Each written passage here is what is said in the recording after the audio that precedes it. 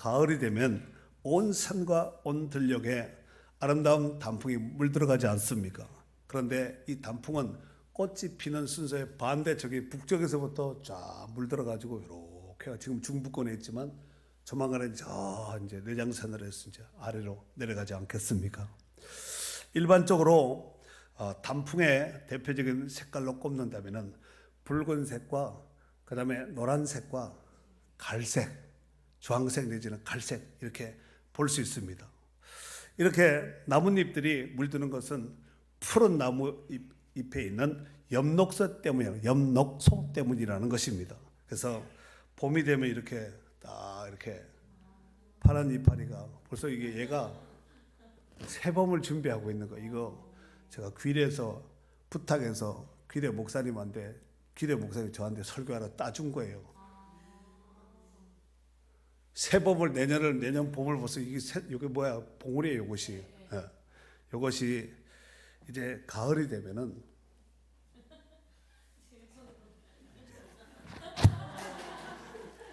이렇게 단풍이 드는 거예요. 이렇게 빨갛게. 자, 그런데 이렇게 이 나뭇잎은 제가 어젯밤에 10시 반에 나가서 설교하려고 이 동네 다 돌아가지고 나비공원 가서 꺾은 거예요. 요것도 보니까 앞에는 빨간데 요거 이제 약간 시들어서 근데 앞에는 이렇게 빨간데 뒤에가 약간 구무리한 거예요. 단풍이 반된 것 같아요. 그래서 이렇게 빨간 색깔, 단풍이 아까 색깔이 세 가지가 있다 그랬죠. 첫 번째 빨간색, 두 번째 노란색, 세 번째 갈색, 이렇게 세 가지가 있는데 이렇게 변화되는 것은 뭐 때문이라고요? 피고는 간 때문이지만 이렇게 색깔이 물드는 것은 엽록소, 이파리 안에 있는 엽록소 때문에 이렇게 색깔이 변하는데 이렇게 추운 겨울을 맞이해서 날씨가 기온이 확 떨어지게 되면은 이 이파리에 있는 엽록소가 이제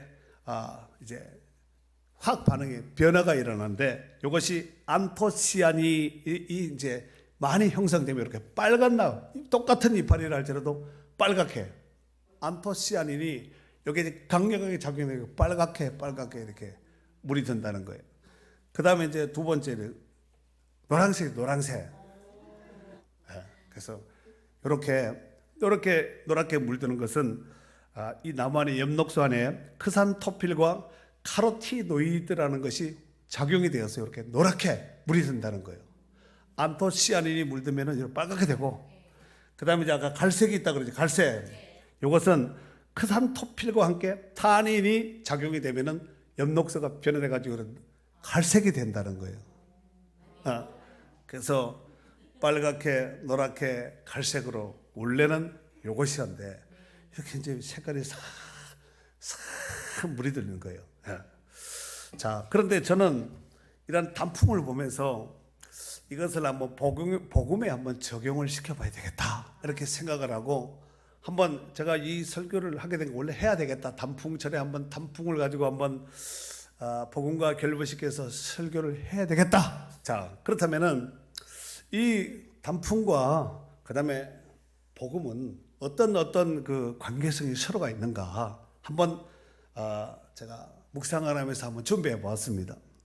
만약 사람이 일반적인 네이처럼의 이 사람이 다른 종교와 딱 결함이 되면 어떻게 될까요? 반드시 100% 지옥 갑니다. 오늘날 종교 다원주의란 말 들어보셨죠? 아이고 뭐로 가든 뭐 세로로 가든 서울만 가면 되지. 산에 올라가는데 뭐 큰 길로 가든 넓은 길로 계곡으로 가든 정상에만 가지. 이 종교 다원주의자들이 주장하는 거예요. 그래서 기독교만 구원이 있는 것이 아니라 불교도 있고 천주교도 있고 뭐 다 있다. 이게 종교 다원주의인데 이건 안 좋은 거예요. 그런데 만약 일반적인 사람이 네이처럴맨이 이단과 결합되면 어떻게 될까요? 그는 영혼도 피폐해지고 반드시 100% 지옥 갑니다. 하지만 어떤 사람이라 할지라도 주 예수 그리스도를 믿고 또 예수님과 결합되면 그 사람은 100% 천국 갑니다. 그렇다면 우리는 어떻게 해야 될까요? 예수 믿고 구원받은, 그래서 천국 가는 복된 성도가 되어야 되는데 이미 우리는 예수 그리스도를 믿고 구원받은 성도들이 있습니다. 이런 사람들이 놓치지 말아야 될 것이 있는데 뭐냐면은 확신을 놓치지 말아야 돼요. 잘하다가도 문제가 생기면은 혹시 아닌가 이렇게 생각할 얕은 생각을 할 때가 있는데, 그것은 비유로 말하면은 요거가 똑같은 거예요. 이제 엄마 아빠가 자식을 낳았잖아. 근데 엄마 아빠가 잘할 때는 엄마 아빠가 맞는데 막 꾸중하고 매를 들고 막 혼낼 때는 이 사람이 이 두 분이 나를 낳지 않았다, 이렇게 나를 심하게 욕을 하고 벌을 세우고 매를 들고 혼낼 수가 있겠나, 이럴 때가 있거든요. 그러니까 우리가 매를 들어도 잘해도 어떤 형편을 할지라도 한 번 낳은 자식은 영원한 내 자식이잖아요. 뭐 효자든 불효자든 어떻게 하겠어요. 효자만 어쩌다가 이런 얘기해요. 어쩌다가 내 속에 이런 이상한 게 났을까. 다 그 속에서 난 거고, 그러니까 오해하지 말고 내 안에도 저런 성품이 있다 생각하시고, 때가 되면은 다 철들고 하면은 철들면은 다 효도하고 다 용돈 주고 다 잘하거든요. 여러분들 잘 아시다시피 예수님께서 공생의 기간 중에 복음을 전파하고 귀신 쫓고 수많은 병자를 고치는 사역을 행할 때에 예수님이 가시는 곳마다 인산인해를 이루게 되었습니다. 이것을 이 가을에 단풍으로 한번 적용을 해서 비유해 보면은 예수님이 가는 곳마다 생명의 복음의 단풍으로 쫙 물들게 했다는 거예요. 예수님이 갈릴리에 가면 갈릴리가 물들고, 예수님이 데가볼리에 가면 데가볼리가, 예수님이 예루살렘에 올라가면 예루살렘에, 예수님이 올라가는 것에 물들고, 중부권에 있으면 중부권에 물들고, 아래쪽에 있으면 아래쪽에 물들고, 농촌에 어촌에 있으면 어촌 농촌에 물들고, 도시에 가면 도시에 물든 마치 단풍과 같은 이런 천국 복음으로 물들였다는 것입니다. 특별히 사도 바울의 사역을 통하여서 우리가 깨닫는 것은, 사도 바울은 가는 곳마다 많은 사람들에게 복음을 전파했습니다. 이 복음을 단풍으로 비유해서 말씀을 드리면은 가는 곳마다 단풍으로 빨갛게, 노랗게, 갈색으로, 주황색으로 이렇게 쫙 물이 들었다는 것입니다. 그로 인해서 많은 사람들이 구원받고 교회가 세워지게 되었고 하나님 나라가 확장되게 된 줄 믿습니다. 사도행전 24장 5절에 보면은 사람들이 사도 바울을 일컬어서 이와 같은 비유를 하였습니다. 이 사람은 전염병 같은 사람이다. 전염병자 같은 사람이다. 여러분, 얼마 전에 우리가 코로나를 겪지 않았습니까? 전염병 걸린 사람이 있으면 그 주변이 다 전염병이 걸리는 거예요. 그래서 막고 막 격리하고 난리를 치지 않았습니까? 그러듯이 정말 우리가 복음을 가지고 있다면은 내 주변에 있는 사람들이 이렇게 물들게 해야 돼. 이렇게 빨갛게, 노랗게, 갈색으로 물 쫙 복음의 물을 들여야 된다는 거예요. 진짜 내 안에 있다면은 그렇게 전파되게 되어 있습니다. 사도행전 19장 10절에 보면은 두 해 동안 이같이 하니 아시아에 사는 자는 유대인이나 헬라인이나 다 주의 말씀을 듣더라 그랬습니다. 2년 동안 사도 바울이 사역을 하면서 복음을 전파했더니 유대인만 전한 것이 아니라 이방인만 전한 것이 아니라 유대인이나 헬라인, 이방인이나 다 주의 말씀을 들었다는 거예요. 다 일부만 들은 것이 아니라 다 주의 말씀을 들었다는 거예요. 그러면은 들은 뒤에는 분명히 결과가 있을 거예요. 틀림없이 열매가 있지 않았겠습니까? 안 들어서 복음을 접하지 않아서 문제지, 복음을 접하고 예수 믿지 않은 사람들은 정말 그 사람은 불쌍한 사람이에요. 그런데 그 사람보다 더 불쌍한 사람은 복음을 접하고도 믿지 않은 사람이에요. 복음을 접하지 않았다면 뭐 이유와 핑계가 되겠지만 복음을 접하면서도 예수 믿지 않는다, 구원받지 못했다, 이것처럼 비극적 참상이 세상에 또 어디 있겠습니까? 여러분, 이러보건대 유대인들이 구원받은 것도 오직 예수 그리스도요, 우리같이 이방인들이 구원받은 것도 오직 예수 그리스도로 말미암는 줄 믿습니다. 사랑하는 성도 여러분, 오늘 본문은 예수님께서 이제 부활하신 다음에 그 다음에 승천 직전에 사랑하는 제자들에게 특별 부탁을 하면서 너희는 온 천하에 다니며 만민에게 복음을 전파하라고 말씀하셨습니다. 자, 짧은 한 절이니까 15절 다 같이 읽도록 하겠습니다. 시작. 또 이르시되 너희는 온 천하에 다니며 만민에게 복음을 전파하라. 아멘. 자, 너희는 온 천하에 다니며 만민에게 뭘 전파하라고요? 복음을 전파하라는 거예요. 그리고 16절 이하에 보면은 믿고 세례를 받는 사람은 구원을 얻을 것이요, 믿고 세례 받는 사람, 믿는 사람, 세례 받은 사람 구원을 받을 것이요, 믿지 않는 사람은 정죄를 받으리라. 믿는 자들에게는 이런 표적이 따르리니 곧 그들의 내 이름으로 귀신을 쫓아내며 새 방언을 말하며 뱀을 치고 올리며 무슨 독을 마실지라도 해를 받지 아니하며 병든 사람에게 손을 얹은즉 나으리라 하시더라 그랬습니다. 할렐루야. 자, 그렇다면 예수님께서 승천 직전에 특별히 사랑하는 제자들에게 할 말이 얼마나 많았겠어요. 해줄 말이 얼마나 많았겠습니까? 그런데 사람도 죽기 전에 해주는 말을 유언이라고 그러죠. 예수님도 떠나가기 전에 하는 말이 유언적 말씀이라 볼 수 있는데 유언은 길면 못 알아듣습니다. 오늘 15절에 있는 이 말씀은 너희는 온 천하 다니며 만민에게 복음을 전파라. 얼마나 한 절이거든요. 온 천하 다니며 뭘 전하라고요? 복음을 전파하라고 했습니다. 그렇다면 왜 그 많은 유언 가운데서 그 많은 부탁 가운데서 왜 복음을 전파하라고 했을까요? 여러분, 복음 외에 죄인이 살 수 있는 길은 없습니다. 복음은 헬라어로 유앙겔리온이라는 단어를 쓰는데 기쁜 소식이라는 뜻이죠. 그래서 복음, 복된 소식, 복음. 영어로는 굿뉴스라고 볼 수 있습니다. 굿뉴스, 좋은 뉴스라는 거죠.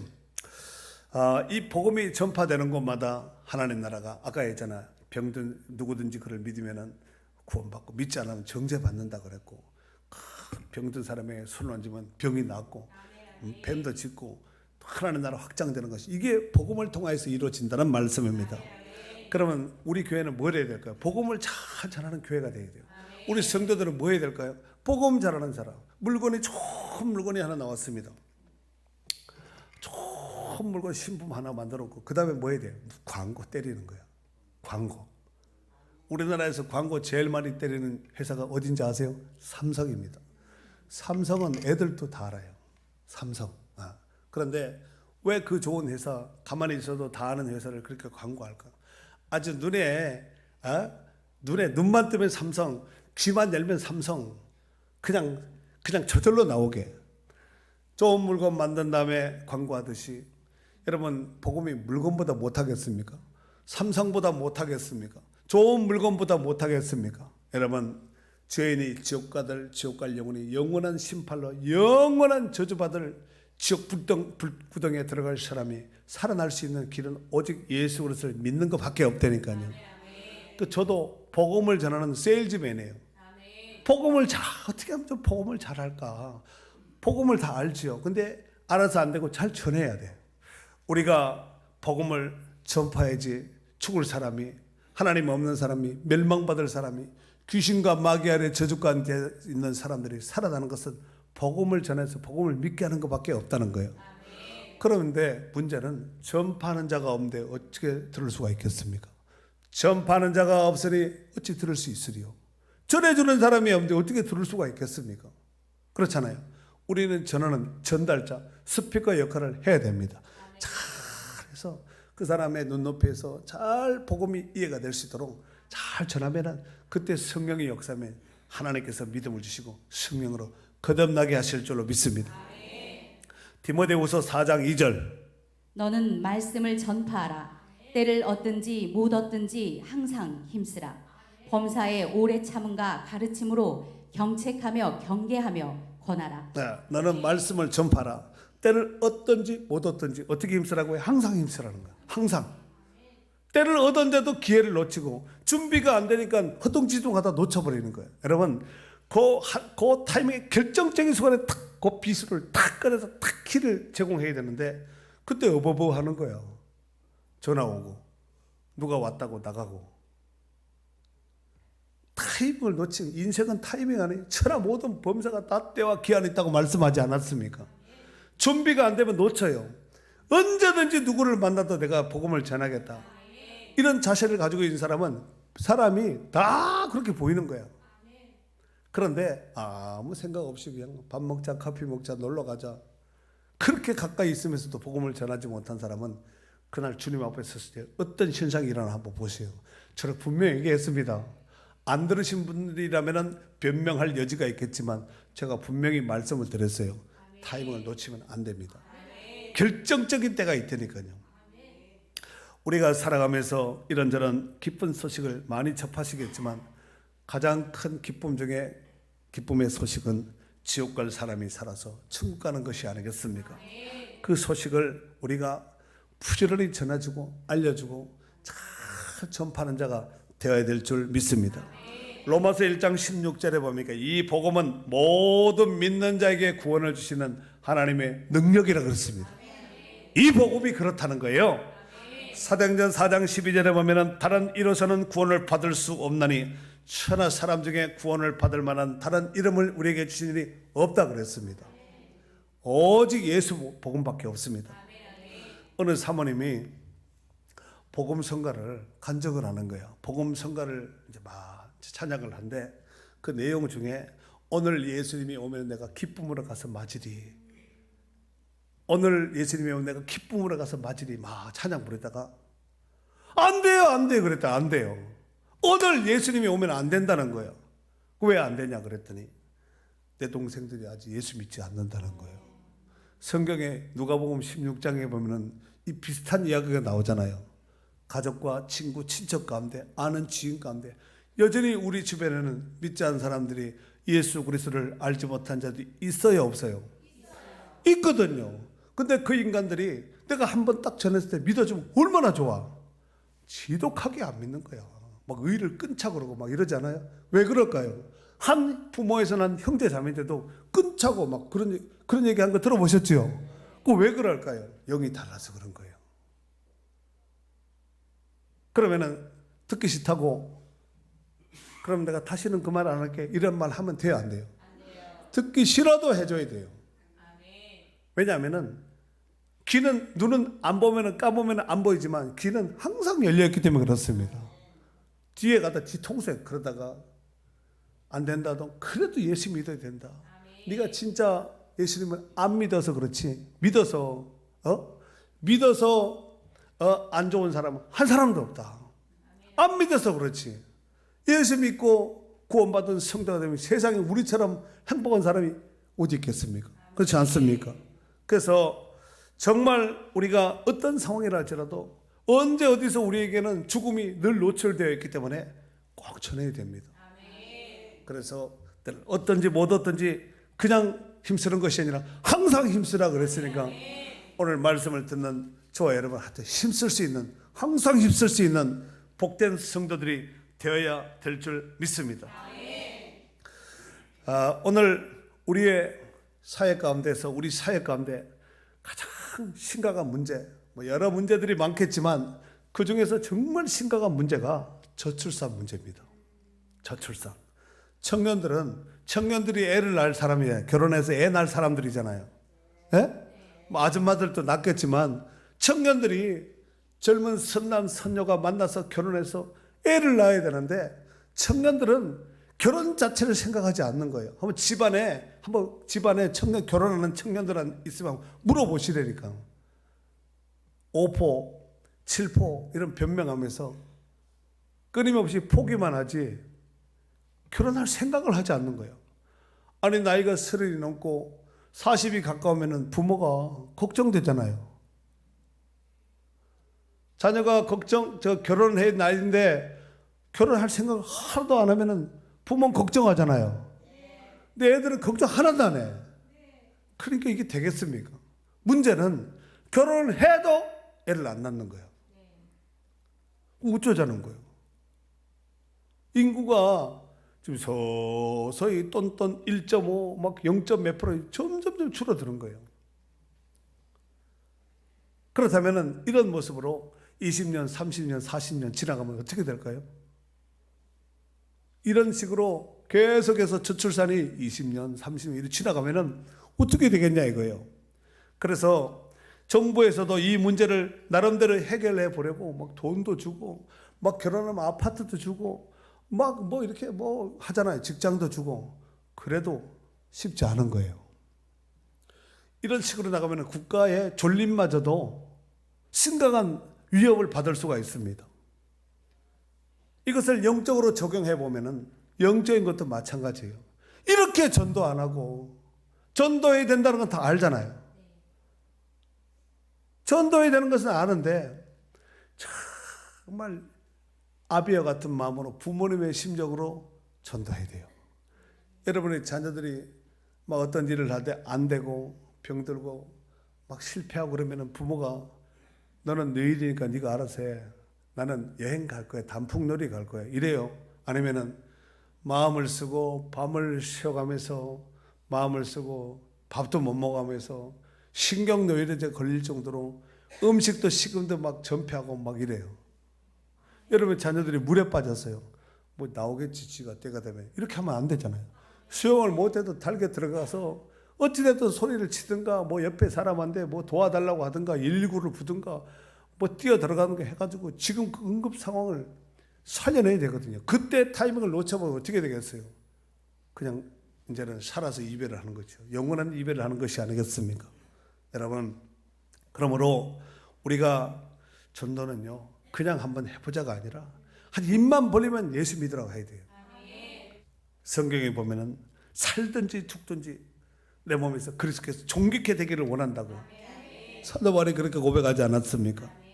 여러분 이 세상에서 구원이 필요 없는 사람은 한 사람도 없습니다. 다 필요해요. 못난 사람, 잘난 사람, 어떤 사람은 다 공통적으로 구원은 다 필요합니다.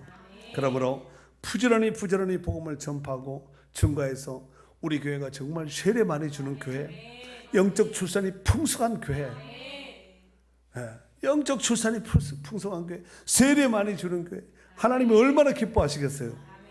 마태복음 24장 14절에 보면은 이 천국 복음이 모든 민족에게 증언되기 위하여 온 세상에 전파되리니 그제야 끝이 오리라. 전쟁이 났다고 해서 끝나는 것이 아니라 세계 대전이 났다고 해서 끝나는 것이 아니라 코로나 같은 이는 전염병이 돈다고 세상이 끝나는 것이 아니라 복음이 온 세상에 전파되면 그제야 끝이 온다는 거예요. 우리는 끝을 이루는 마지막 시대에 산다. 이런 좀 절박감을 가지고 살 필요가 있습니다. 또 마지막 시대에 사는 사람들이 한참 살 사는 것처럼 이렇게 생각하면 안 되고 우리가 이제 우리 세대에 예수님의 재림을 볼 것이다. 이런 좀 긴박성을 가지고 좀 살 필요가 있다 이거예요. 특별히 헐몬의 이승 같은 이 복음이 전파되고 전해질 때 기회를 놓치지 말고 예수 그리스도를 전파하고 많은 사람들을 하나님께로 돌아오게 하는 축복의 역사를 이루는 복 있는 성도들이 되어야 될 줄 믿습니다. 로마서 3장 22절 한번 읽어줘 보세요. 곧 예수 그리스도를 믿음으로 말미암아 모든 믿는 자에게 미치는 하나님의 의니 차별이 없느니라. 그래요. 예수 그리스도를 믿는 믿음으로 말미암아 모든 믿는 자에게 미치는 하나님의 의는 차별이 없다는 거예요. 유대인이나 헬라인이나 동양 사람이나 서양 사람이 옛 사람이나 지금 사람이 아픈 사람 남녀노소 빈부귀천 지구화를 막론하고 차별이 없는 그 구원은 또 에베소서 3장 6절에 보면은 이는 이방인들이 유대인들의 관점으로 봤을 때 우리 같은 이방인들이 복음으로 말미암아 그리스도 안에서 함께 상속자가 되고 복음 때문에 함께 상속자가 되고 함께 지체가 되고 함께 약속에 참여한 자가 되리라 그랬어요. 복음 때문에 그렇습니다. 전도의 범위는 오늘 본문에도 언급된 것 같이 온 천하입니다. 온 천하 제약이 없습니다. 가는 곳마다 발걸음이 닿는 곳마다 만나는 사람마다 복음을 전파해야 된다는 말씀입니다. 이는 구원이 필요 없는 사람은 아까도 말씀드렸다시피 한 사람도 없고 다 구원이 필요해요. 그러므로 복음이 전파될 때 믿고 구원받는 새 생명의 역사가 우리를 통해서 많이 일어날 수 있기를 바랍니다. 특별히 예수님께서도 종말에 관해서 언급을 하면서 복음이 땅끝까지 일어나 전파되면 그제야 끝이 온다고 말씀하셨습니다. 사랑하는 성도 여러분, 우리가 정말로 예수 믿고 구원받은 성도가 되었다면 하나님은 온갖 좋은 것을 하나님께서 우리한테 선물로 다 주셨습니다. 은사, 물질, 건강뿐만 아니라 그 아들까지 우리에게 아낌없이 내어 주셨다는 것입니다. 그렇다면 하나님께로부터 선물 받은 것들이 얼마나 많겠습니까? 그러므로 우리가 이것을 믿지 않는 사람들에게 가서 전하는 거예요. 내가 받은 은혜, 내가 받은 축복, 내가 만난 하나님, 내가 만난 예수님, 내가 체험한 성령 전하는 거예요. 세상 얘기만 쫙 하다가 밥 먹고 헤어지고 카페 가고 놀러 가고 이러지 말고 하나님 앞에 지혜를 구하고 기도하고 할 수가 있으면 팀을 이루어서 예수님도 팀을 둘씩 짝을 열어서 이렇게 보내지 않았습니까? 그래서 만나면은 세상 얘기 와 교회 원망불평하고 누가 이랬대 저랬대 이래 하지 말고 그런 얘기 백날 해봤자 이빨에 무정만 걸려요. 하지 말고 참 어떻게 하면 살릴 수가 있을까? 어떻게 하면 저는 예수 믿게 할 수 있을까? 그런 사람들이 있는 곳에 성령이 역사하시고 하나님의 은혜를 주시는 거예요. 사랑하는 성도 여러분, 우리가 받은 구원을 경히 여기지 말고 귀하게 여겨서 내가 받은 구원이 귀하다면은 그 사람에게 전파될 그 복음도 귀하고 그 사람도 예수 믿고 나처럼 되었다면 나처럼 예수 믿다면 나보다 더 큰 훌륭한 일꾼이 얼마든지 될 수가 있습니다. 그 기대 속에서 전도한다면 우리가 희망을 잃지 않고 소망을 잃지 않고 귀한 사명을 잘 감당할 수 있게 될 줄 믿습니다. 옛날에 어떤 한 사냥꾼이 독수리를 잡기 위해서 나무에 앉아있는 독수리를 응시하면서 활에 쉬를 화살을 다 쉬를 매기고 있었습니다. 그런데 그 독수리가 자신이 죽을 줄 모르고 어딘가를 아주 집중해서 지금 노려보고 있는 거예요. 그래서 사냥꾼이 이렇게 봤더니 뱀을 잡기 위해서 뱀이 움직이는 그 부분을 눈여겨서 쳐다보고 있는 거예요. 사냥꾼은 보지 못하고. 그런데 뱀을 또 사냥꾼이 봤더니 그 뱀이 또 어딘가를 집중해서 이렇게 보고 있는 거예요. 개구리를 잡아먹으려고 개구리에 집중을 하고 있는 거예요. 근데 개구리를 가만히 이렇게 봤더니 개구리가 무당벌레를 잡아먹으려고 집중을 해가지고 숨도 쉬지 않고 눈도 깜빡깜빡거리지 않고 집중을 하고 있는 거예요. 그 순간 그 사냥꾼이 슬그머니 자기 화살을 내려놓고 자기 자신의 뒤를 돌아보았습니다.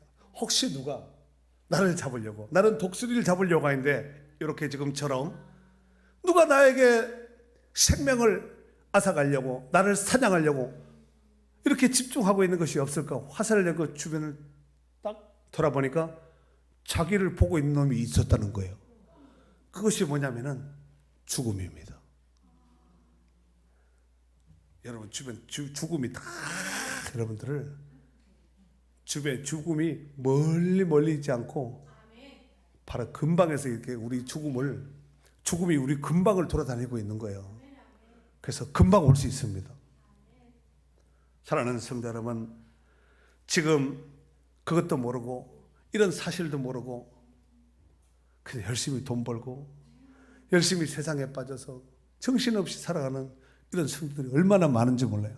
세상 사람들이 어차피 세상에 살다가 이래도 한 세상 저래도 한 세상 살다 가는 거거든요. 그러나 우리는 이래서 한 세상 살다가 저래서 저쪽 세상에서 살아야 되거든요. 천국에서 살아야 될 사람들이 아니겠습니까?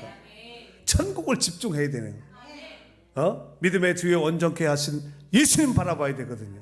세상 사람들처럼 똑같이 그렇게 살아간다면 무슨 차이가 있겠습니까? 그렇지 않겠습니까? 그런데 문제는 우리가 이런 죽음이 우리 주변에 빙빙 돌면서 우리의 생명을 앗아가려고 하는 이걸 모르고 쉽게 말해 자기 죽을 줄 모르고 세상에 미쳐서 살아가는 사람들이 한둘이 아닙니다. 그러므로 전도를 통하여서 이 사실을 알려줘야 돼요. 너를 잡아가려고 너의 인생을 앗아가려고 집중하고 째려보고 노려보고 집중하는 놈이 있다. 원수 마귀가 죽음을 통해서 그렇게 원수 마귀가 너를 노려보고 있다 하고 알려줘야 되는 거예요. 그런 그들에게 예수 믿고 예수님을 전해서 예수 믿고 구원받도록 꼭 복음을 전해야 됩니다. 복음을 절대로 가볍게 생각하면 복음을 가볍게 여기는 사람은 그 사람 구원받지 못한 사람이에요. 복음처럼 귀한 것이 어디 있어요? 전에 대학생 선교회 그 CCC 대표였던 김중건 목사님이 살아계셨을 때 캐치플레이와 같이 외쳤던 구호가 있습니다. 아마 생각나는 분이 있을 수도 있는데 그 내용은 민족의 가슴마다 피 묻은 그리스도를 심어 이 땅에 푸르고 푸른 그리스도의 계절이 오게 하자. 이 민족의 푸른 가슴에 복음을 전해서 푸른 가슴, 푸른 복음을 전해서 그리스도의 녹음방초 같은 이런 계절이 오게 하자. 제가 그 내용을 이제 묵상하면서 저는 이렇게 한번 생각을 해보았습니다. 이제 이 가을을 맞이하여서 민족의 가슴마다 그리스도의 복음을 전파하여 붉은 단풍 같은, 노란 단풍 같은, 갈색 단풍 같은 그리스도의 계절이 오게 하는 축복된 성도들이 될 수 있기를 주의 이름으로 축원합니다.